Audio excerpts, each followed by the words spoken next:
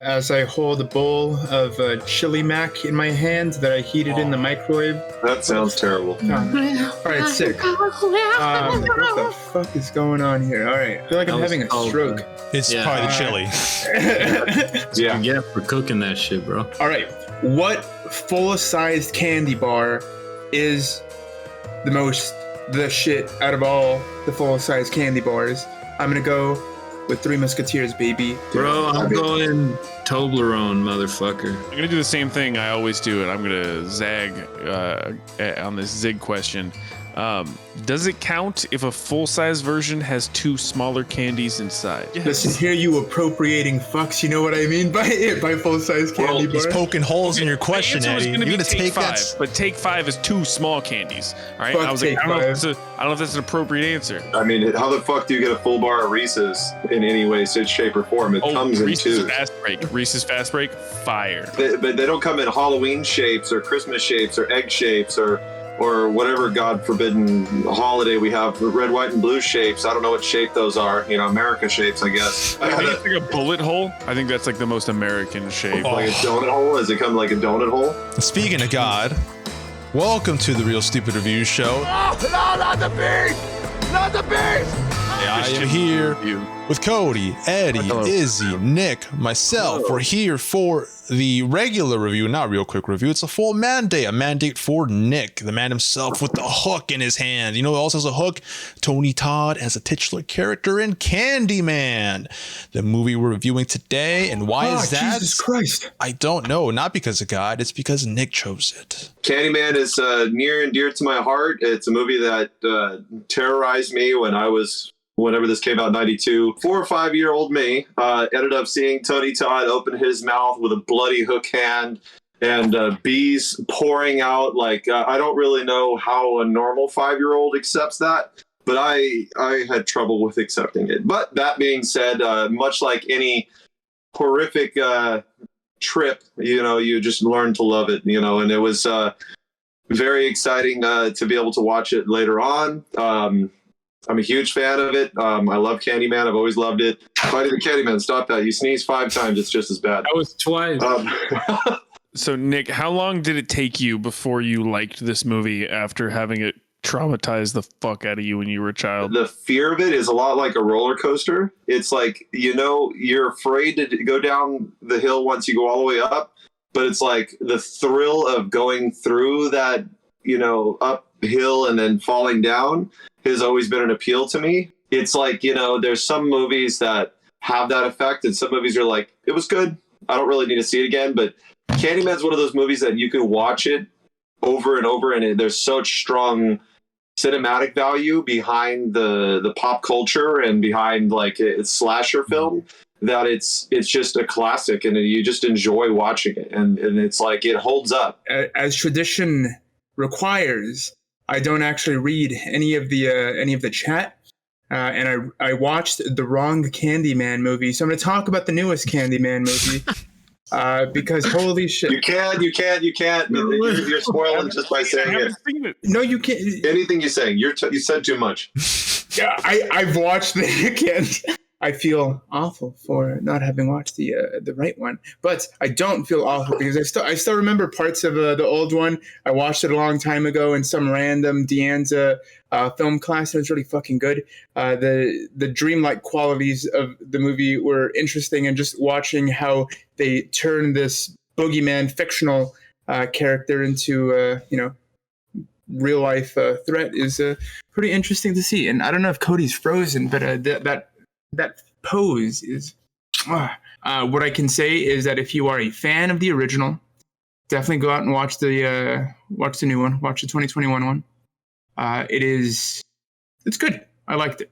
I actually did watch this movie at the beginning. Whoa, dude. As a kid, it scared the crap out of me, and I remember we would dare each other to go into the restroom, look in the mirror, and say his name. We would all be too fucking chicken to do it. And I thought for the most part I forgot a lot about it until the first 2 seconds came up and the music hit, and I was like, fuck, God damn, I know this. Oh no. Philip Glass does an amazing job on this soundtrack. When I was younger, I wouldn't have known who that was, but now that I'm older, I was like, Philip Glass made the soundtrack to this? Oh shit. The small little melodies that like repeat, that kind of sound almost like a memory or something, kind of like you're stuck in the past. It's like really odd to me. And I really, really like how these songs that I feel wouldn't typically be playing in a movie like this are. What I appreciate about it is that it isn't just like a regular slasher. It's thematics on like folklore and kind of how like fear and like this thing is like kept alive by like people perpetuating like its existence because of its fear and the stories that get passed down. I would have to look into it, but I'm wondering if this movie actually garnered more attention in Black communities like than it did in like other communities. And I wonder if that's another reason why it didn't catch on in like certain other groups. Yeah, overall, I liked it. I was surprised at how much I remembered like going through it and how much more like well built it was than like a typical slasher. I was vibing the whole way through, you know? So, guys, I like this movie. I was a little worried in the beginning, it being a little racist, it coming out in 1992. And I was like, oh God, is this going to be like scary black man killing white people movie? I was expecting it to have a little bit of something to say and have some sort of like subtext to what was going on and something beyond what was on the screen in the dynamic between the two of them. But it wound up sort of just being the not blatantly obvious, but the slightly more obvious connection that was sort of there from early on. Like they really elegantly handle this tone throughout that's constantly pushing you into the next moment. You really never get much of a chance to breathe. You know, when the new one was coming out, I was like, oh, what is that? Oh yeah, there was like an old movie by the same name. Like never seen that. Don't know what that's about. Like completely off my radar, but this absolutely I think is better than a lot of the ones that went on to have successful franchises because it just stands so well on its own. Doesn't overstay its welcome, but you know, doesn't rush things. Really, just a well-made horror movie. One thing I really appreciate, and I think we all kind of touched on, is the creation of the myth or, you know, the story.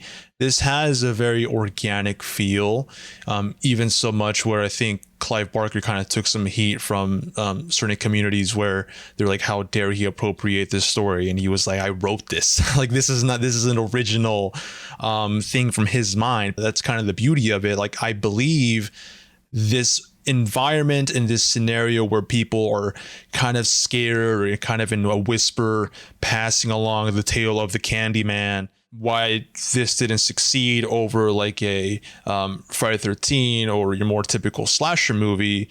By comparison, it's not as like kind of the cheesy blood that you see in your typical slasher. Like a lot of the things that happen in here are a lot more fucked up emotionally than, you know, someone just getting like a machete through the chest. Like when you see some of the gore in this movie, you're like, fuck, bro, like that is not okay.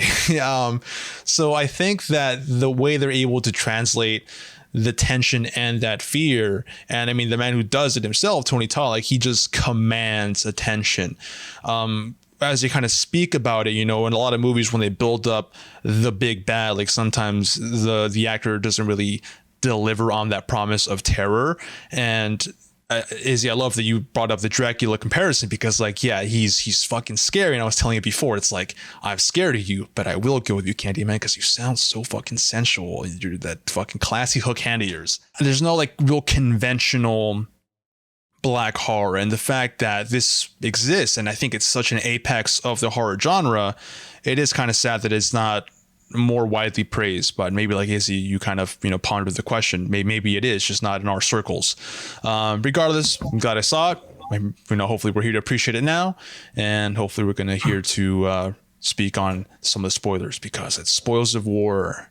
Talking about Philip Glass, like you were saying, like the entrance scene where they're playing the music, Philip Glass got hella pissed apparently at the score for this because he made the score not realizing it was going to be for a slasher film. He's over it now, but it's like the hum and shiver mixed with the organs is just haunting all the way through. You get like a best of both worlds. Like you get this art part of it, and then you get like, hey, this is a slasher film. It's got Ted Raimi. We're going full slasher film here. So just so everybody knows, so everybody's on the same page, you know. My favorite part of this is the fact that the rules were so simple for Candyman. You say his name 5 times in the mirror, he shows up, he's gonna fuck you up. And I was like, well, maybe they're gonna cop out, or I really thought in the scene where she's in the I don't know what better word to use, this insane asylum, and the doctor's kind of talking to her and he's like, I can make him appear. And for a split second, it kind of held on it and he didn't pop up.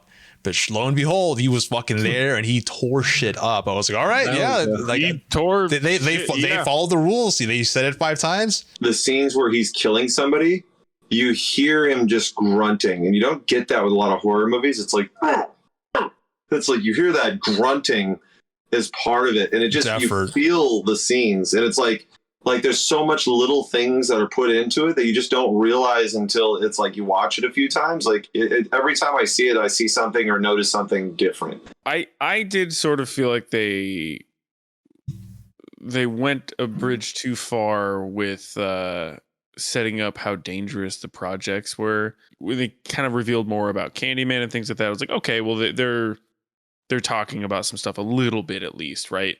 It's not just, you know, look at this poor white lady and who's afraid of black people. Horror is awful with the inclusion of black people.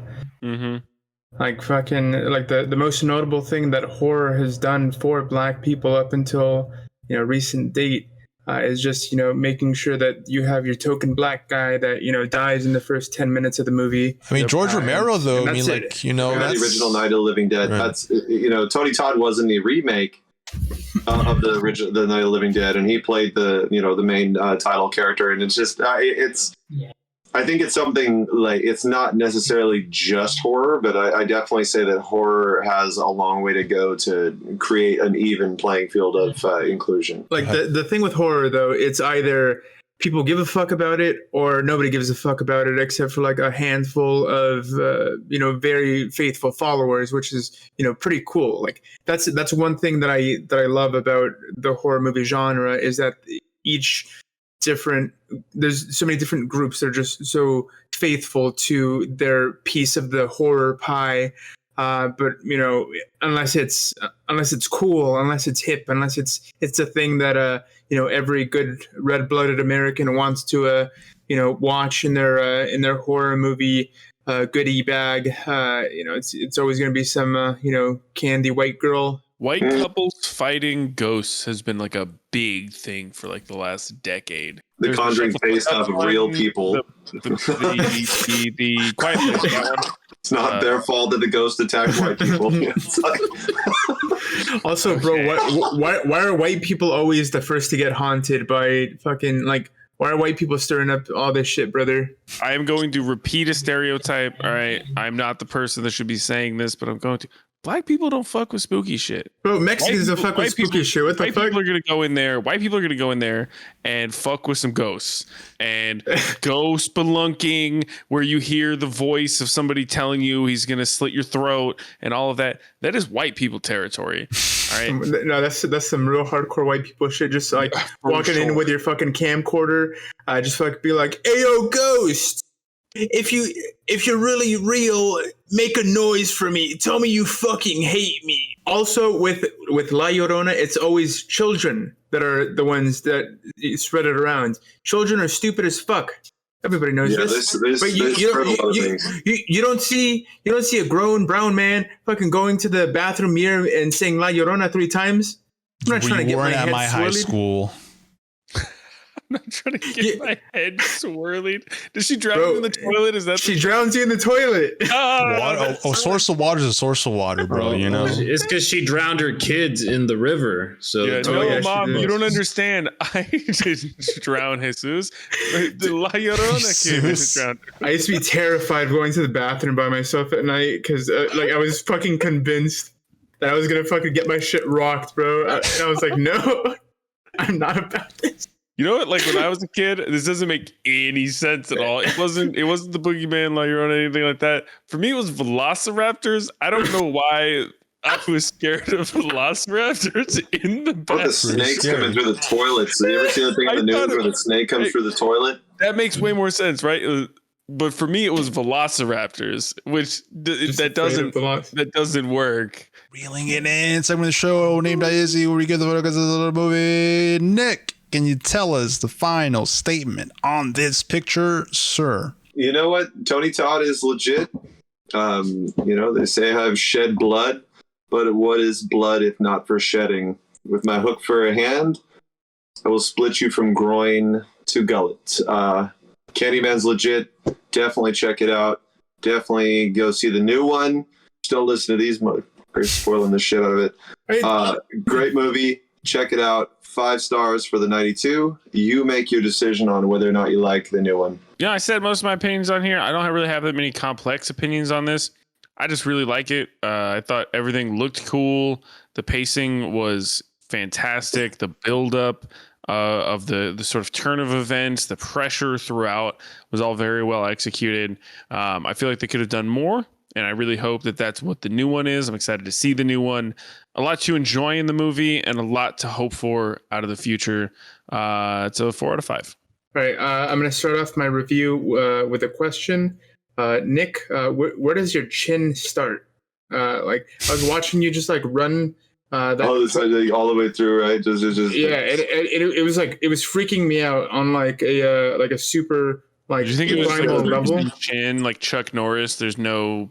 It starts right here. Can you go like this for me? Not just go like that. And I just, Jesus Christ. This is my last real stupid review for a good minute until I'm done with the quarter because they fucked me at work, and I won't be able to do next week's review. But from what I remember about the original Candyman, it was pretty fucking cool. I don't remember much about it, so I'm going to just give it a very neutral score, 3 out of 5. I enjoy this. I thought it was a well-made horror film. I like the routes it takes. I like its themes. I like its music. There's just a lot of really cool stuff going for it. I like that I didn't actually forget that much about it, even though I watched it almost over a decade. Yeah, it's over a decade later. It was still there. There's stuff I've rewatched and I was like, yeah, I don't remember shit. But I did. I say check it out. If you're a horror fan, you probably have already checked this out. If you're not, I think this is a pretty good one. My friends actually watched this a couple nights ago, and she was telling me, so I liked it a lot too. I was like, I think even if you're not a horror fan, because she doesn't like horror, you'll like it anyway. So I'm going to give it a 4 out of 5. I very much agree with the last thing you said there. Marley's usually not super invested in horror movies, and I was watching it alone, and she's just kind of standing in the background watching it, and that's why I ended up stopping, because I was like, oh, I thought you were going to bed. She stayed up for an hour to watch it with me, and then we ended it so we could finish it together because she was super into it. See, I know she's not in horror because she didn't like Happy Death Day, the masterpiece from Christopher Landon, the man who is driving inclusion in horror with Paranormal Activity, the marked ones, the Hispanic Paranormal Activity, which we'll throw it in a mandate at some point because it's good. God. This is how you're the man's bringing me down. This is how he does it. Well, who lifts me back up? Tony Todd. God, can we just talk about his outfit for a second? He looks so fucking fly in that jacket, much like how I look pretty fly in that flannel. And I mean, just that alone, just pure fashion. You got to give this a 5 out of 5. But the movie itself is equally on par as his clothing game. Great music, great myths, great kills, great bees. Maybe in some regard, it's kind of good that this wasn't as popular because much like how Jaws really decimated the shark population, the bees are kind of fucked as it is. If this was really popular, maybe we wouldn't have any bees to begin with. And we've all seen the amazing Jerry Seinfeld movies that kind of shows us that future. And it's so dark. What isn't dark? This ray of sunshine that is the horror movie Candyman, and I love it. It's amazing. 5 out of 5 out of 5 out of 5. What else? 5 out of 5. Cody's bits of recommendation. So, guys, it's going to be the end of an era. We're losing Eddie for a while. He'll be back. I'll be back. I hope. I will. We're recommending new people. Okay. It's been a long time. I recommend Martin Scorsese. I've What yelled the- at you so many times. The fuck is happening? We're ruining Cody's bit. That's what's happening. But you know what I'm not gonna miss? It's Nick's recommendations for the week. It's Halloween. If you want to see something unique, you want to see something with Tony Todd, check out anything out of the Hatchet series. If you want slasher, if you want insane, you want blood, guts, spit, and ass flying everywhere, legitimately. Maybe a little bit of snot, you know. If you want to see the husband, Trevor, in Candyman in another film, Trevor, watch him die again in Terminator 2 as the wiener dad of John Connor, and then watch him get killed by Harrison Ford in Air Force One. Check those movies out too. It is called Cosmos. My roommate Chris picked this for us to watch, and it was like a fucking fever dream. I was laughing my ass off the whole time. I think it's like an anti-art house movie. This is a last movie he made. I think he like didn't make a movie for 10 or 15 years, made this, and then died. Life and Nothing More is what it's called. This follows a director and his kid going on this road trip after the Iranian like earthquake that fucking decimated a ton of like cities, and it's him just kind of seeing the effects that it's had and people just kind of having to like move on and doing like daily human stuff. And my favorite movie I watched was a 2004 animated movie called Mind Game, directed by Masaki Yuasa, who also directed one of my favorite animated movies, The Night is Short, directed Devilman Crybaby, Blue Over the Wall. He's a fucking god. I might like him more than Miyazaki. I know that's a sin, but I love what he does with animation. No one does it like him. Anything in The Witcher, honestly. Like the video games, the fucking books, the series, the new movie that just came out that was only alright. I just watched this really, really weird documentary called The Final Member. And it is about this dude Museum that has a dick museum, and the entire documentary is about him finding the final member of his museum, and that is a human member. And the third and final one, it's called Ancestors, the Humankind Odyssey, where you get to create mankind and progress and evolve and gain different skills and reinforce these skills throughout the different 1,000 years of generations that you create as you play as a primate and bang your way into the future. You know who else created mankind? Your mom. Yes. I don't know. They gotta change the name, bro. Most of the people I met are pretty mean. It shouldn't be called Mankind anymore. Nice. Fuck. I don't watch enough to recommend 3 things every week, so I have to just talk about the things I did watch. One of which was Marvel's Shang-Chi, which was not that good. The real takeaway from that movie and the level of quality is Benedict Wong as Wong is in 3 scenes. He's in a scene in the middle, he's in the last scene, and he's spoiling it. Fuck you. He is the best character in that movie. Bar none, he is the most entertaining, he is the most interesting, he is the best character in that movie, and he has maybe 4 minutes of screen time. But there's a cool bus fight scene that is spectacular. So if you find that on YouTube, watch that. If not, when the movie comes out, stream it, watch the bus scene. You do you for the rest of it. Having finally caught up on it, it is one of my favorite shows ever. And if you sort by shows that have 5 seasons, I think it is the best that I've seen. Granted, I've not seen The Wire, so don't come for me. I don't know how many seasons. Or Better Call Saul. Are there 5 seasons of Better Call Saul? Yeah. There's 5 seasons of Breaking Bad, and it's a tough decision, frankly. I think Breaking Bad, the highs in Breaking Bad are definitely higher. But Breaking Bad has some lows. There's some 3, 4, 5 episode stretches that are straight boring. And that's it. So you're not gonna play me off. What actor was it that they tried to play off? It was just not happening. Was it Tom Cruise? I'm gonna go, hey, you back there! People are counting on us! You know what else I love? So, everything and everyone here, especially Eddie. Eddie, you know, I gotta tell you, buddy, you're the love of my life, but I fucking hate you sometimes. So you better come back, Eddie, because we need those pots and pans rattling. You know, we need your journey as you eat this chili. You know, I'm a lovable scamp. like, look at the way that I wear this hat. Who wears a hat like this?